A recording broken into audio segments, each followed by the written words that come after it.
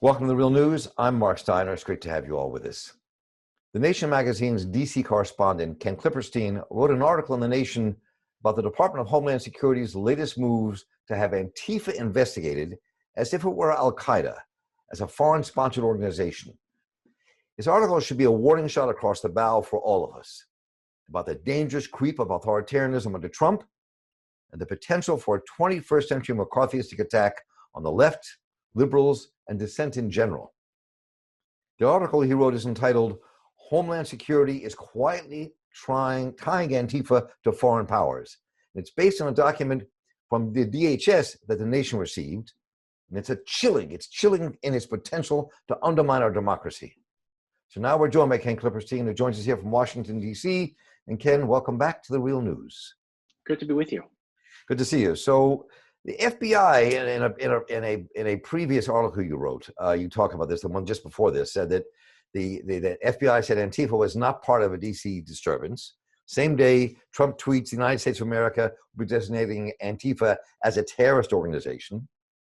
And then just the day after that, we have Attorney General Barr putting out a statement saying the violence instigated and carried out by Antifa and other similar groups in connection with the rioting is domestic terrorism and will be treated accordingly. And then the DHS seems to be picking up that as a cudgel. So talk a bit about what you just wrote and what you think we're facing in all of this.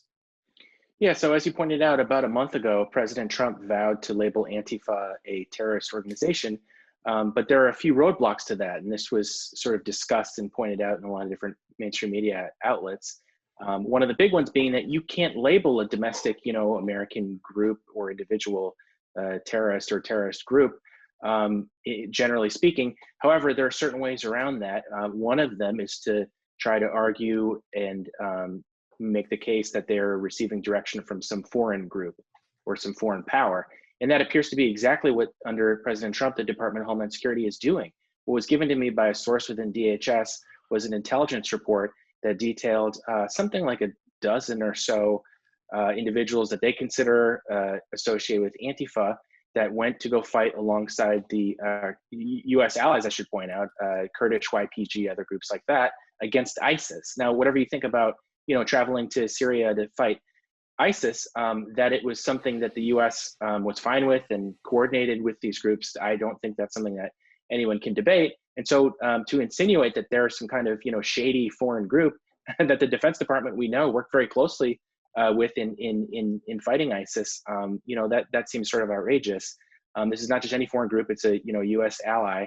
And in addition to all of that, it's not clear that the people in this intelligence report, the dozen or so people I mentioned, are even Antifa, or if Antifa is even a group. The intelligence report itself points out that Antifa is more of a disparate kind of attitude. It literally means anti-fascist, opposition to fascism. Now, when I hear that, that would encompass a whole lot of people, from liberals to socialists to progressives. I would imagine there's a whole lot of people that are opposed to fascism. So to try to characterize some individuals that went to Syria, almost all of whom on the list were people with left-wing views. One of them was a very prominent podcast host named Brace Belden. He runs the TrueAnon podcast, very popular podcast. He was an advocate of Bernie Sanders during the primary. So these are not, necessarily, just to say that they're Antifa. That is to paint with a very broad brush. The document itself defines Antifa as inclusive of communist, socialist, Marxist tendencies, anti-authoritarian. I mean, this is a huge swath of ideological views to be using a term like that. So that's really what struck me as dangerous. Well, I mean, this specifically in the article you just talked about, the one that prompted this conversation today that you were just talking about. I mean, you write that the former DHS officer, intelligence officer, said, quote, targeting Americans like they're Al-Qaeda and that they are essentially were violating people's rights like this was the 1960s, the type of shit the Church and Pike committees did address. So, I mean, and then you have another quote in there, and I want to tie these together here, from Stephen Aftergood, who heads the project on government secrecy at the Federation of American Scientists, who said that designating someone as a foreign-sponsored can make a huge legal and practical difference in the government's ability to pursue them. So that seems to me it changes the whole ball of wax here, these two things. I mean, this is, I mean, how real is this danger with DHS kind of being as I said earlier, like the cultural for Trump and his administration. I mean, what do you think the potential is here? You're absolutely right. This is a huge step, I think, across the Rubicon to try to make a case for that there's foreign sponsorship. Because when you do that, that takes the gloves off, so to speak, from our intelligence services, and they're able to do things to people, including American citizens and American residents, that you couldn't dream of doing in any sort of, that wouldn't be conceived of as constitutional in any means or manner.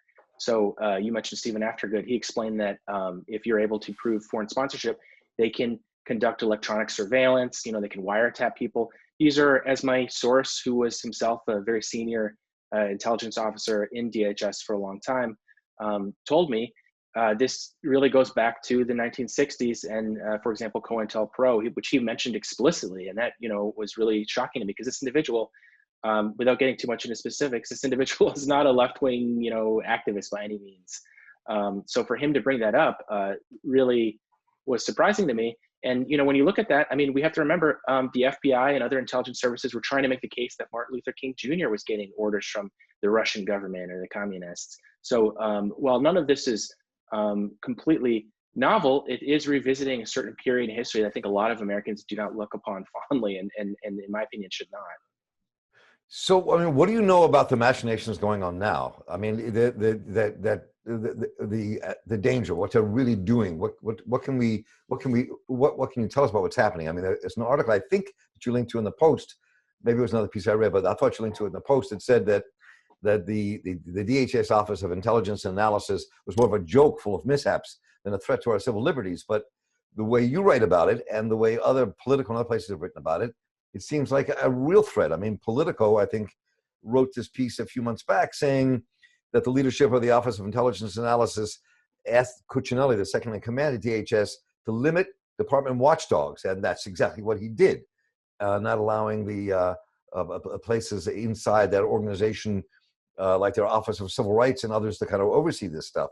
So, I mean, so talk about what is really, is it a joke? Are they a joke? Or is this something we should not take as a joke, and it's something that is really kind of building into something that could threaten all of our civil liberties? I look at DHS sort of the same way that I look at the Trump administration. Now, I would say just because something is disorganized and incompetent doesn't mean it's not dangerous. In certain respects, something being incompetent can make it even more dangerous because then they're not aware of the sort of blowback and consequences of their actions that might take place. So when you have an extremely partisan agency like DHS, and I'll give you some examples of that. For instance, sure. ICE has endorsed Trump. Border Patrol has endorsed Trump. All this is very unusual. If you look at the FBI, for instance, they haven't endorsed any candidate. They didn't during Obama. They don't even have a union. And when I say they endorsed, I mean their unions endorsed him. Right. FBI doesn't have a union. They have a trade group, but that trade group doesn't make any sort of partisan overtures like this. And the problem with these very partisan overtures is it shows their willingness to just sort of act as the political wing of the White House, as they've shown themselves willing to do. So, for example, President Trump several months ago, it was reported that he wanted to see if he could deploy active duty military all over the country in response to the civil unrest. The military, astonishingly, ended up standing up to him. Even his own appointees, like General Milley, ended up distancing himself from Trump. And I've been very critical of the military in my reporting, but to their credit, they identified this as a red line that they weren't willing to cross. And so it looks as though the Trump administration then turned to other agencies and said, okay, well, who else might be willing to do this? And it turns out DHS is more than happy to, take part in this federal deployment to different metropolitan centers, allegedly in response to the civil unrest. But what we're seeing is that when they withdraw the federal assets, as is the case in Portland, things seem to get more peaceful, and it may be adding to the agitation and the conflict that's taking place in these different places. So all of this is happening in response to President Trump's executive order on monuments protection. And if you read that closely, it actually includes protecting federal property generally. And so what they are doing, and what I'm told Barr is doing, is taking an extremely broad interpretation of that to say, we need federal assets across the country to defend this federal property. But the reality is we've been giving resources to local police departments from the Defense Department for years now, and they're extremely well resourced. It's very hard for me to believe that this low level, frankly, vandalism like, graffiti, a few broken windows can't be handled by local law enforcement after we've given them so many resources in the last 15 to 20 years. So that's really the state of affairs here. So when you look at this, I mean, it does it when you mention the unions endorsing Trump. I mean, the people thought that DHS was sketchy from the very beginning, but because of the 9/11, that people kind of allowed it to happen from all sides out of fear. But what's happening, what they're developing here, if it was allowed to grow over the next 3 or 4 years, and really begin investigating people like you, people like me, people who are activists around this country, that is almost akin to what you mentioned, COINTELPRO, to the McCarthy hearings of the 50s, and that this is rearing its head again. So, I mean, it seems to me this is something that is a greater danger than people are really letting on to, and that if we have 4 more years of this, it could get pretty frightening. Yeah, well, the Democrats aren't helping when they come out and say, just vote. All we can do is vote. I'm not saying don't vote. Obviously, that's an important, part of, civic engagement and democracy and everything. But if you limit it to that and don't do anything in the interim, and in addition to that, if Biden wins and comes in, he's going to have to do more than what his predecessor Obama did to roll back the DHS, because a lot of this stuff is happening because, I'm not saying Obama didn't, curb some of the worst abuses and put in place some reforms, but he really left the core of this post 9/11 agency, which was established by Bush and forged in the flames of the trade towers of the 9/11 attacks. It was right after that they created this agency and granted it the extraordinary powers that it has. No one's really tried to set the clock back and said, gee, we haven't had a major terror attack since 9/11. Maybe we don't need to give the intelligence services and federal law enforcement, national security services all of these powers. Unfortunately, Democrats seem to, sort of pick around the edges, improve some of the worst things, but not really cut to the core of what the problem is. So, even if Biden wins, perhaps we'll see, 4 to 8 years of, relative placidity on the part of the DHS. And then another Republican comes in and does what Trump does or worse. So really, someone needs to address this. And it's going to have to go farther than simply just preventing them from doing the worst. I mean, there are other calls from some corners to like get rid of the DHS, just stop, end it as a cabinet post, and spread all those agencies out to different places.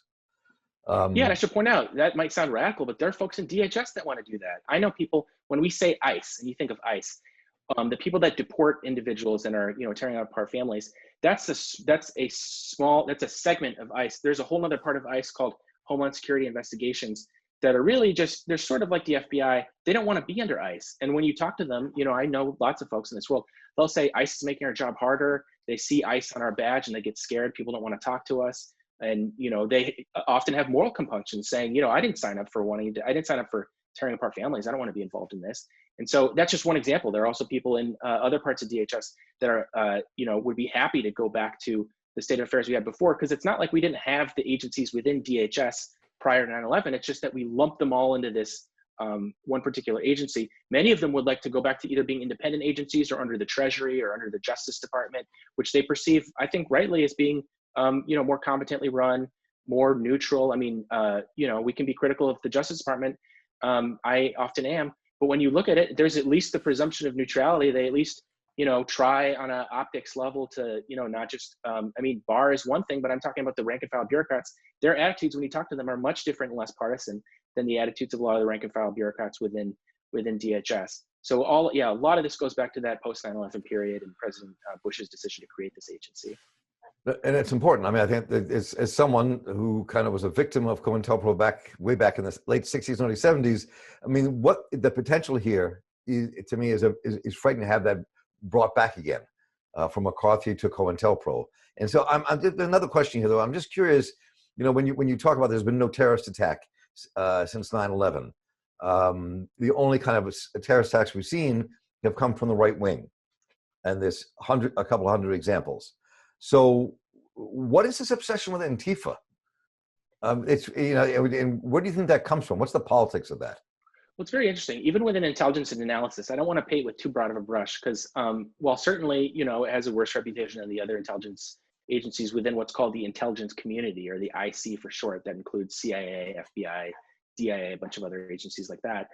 there are still people that want to do the job right. And I've actually heard a lot of consternation on the part of people within the sort of, particularly older folks within the intelligence side of DHS that actually do want to go after these far-right terror groups, these white supremacist groups, which, by the way, President Trump's own FBI director, whom he appointed, Chris Wray, identifies as the chief counterterror concern right now. And he's right; they are responsible for the majority of attacks.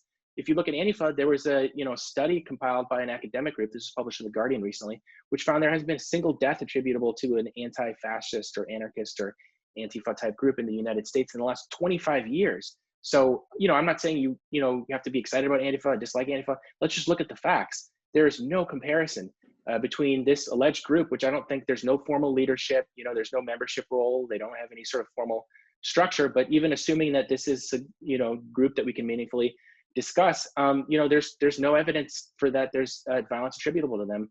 On the other hand, there's boatloads of evidence for that these far right groups.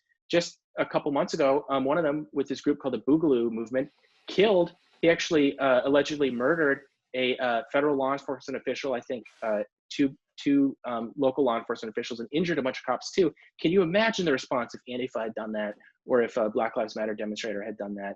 Instead, it's this far right group and you barely hear about it. So, your question is well taken. That's a question I have as well. And the folks in the intelligence services that I know, it's a question they have too. They also want to go after these guys. They are just hamstrung by, there's a few reasons. The biggest one is obviously the Trump administration and their, to put it charitably, their hesitancy to go after these groups. But also they tell me that they're still stuck in this post 9/11 framework of focusing on jihadi Islamist groups like Al-Qaeda or the Islamic State. And they're frustrated with that because they're not the primary concern anymore. I mean, that was a concern at one point, but that's, pales in comparison to the threat of these white supremacist groups that we were just deciding. So that's a question on everyone's mind. And unfortunately, it seems like with the current political leadership, they're not willing to move on that. It's true, and I think that I'll close with this. I think that, I think about Richard Nixon when he said, I think his quote was that as we look at America, we see the cities enveloped in smoke and flame. We hear sirens in the night. We see America's dying on the streets. And you have Trump saying, I'm your president for law and order and an ally of peaceful demonstrations, he says. Well, I mean, the similarities between the rhetoric, the rhetorical response of those two men and the actions around McCarthyism should give us pause. And I think that looking at the depth of DHS and what they're really doing as you're doing these series of articles is really important work, Ken, and we all appreciate it. Thank you. It's great to talk to you. And thank you for joining us, Ken. It's always good to have you with us here in The Real News. Look forward to many more conversations. And I'm Mark Steiner here of The Real News Network. Thank you all for joining us. Take care and stay safe.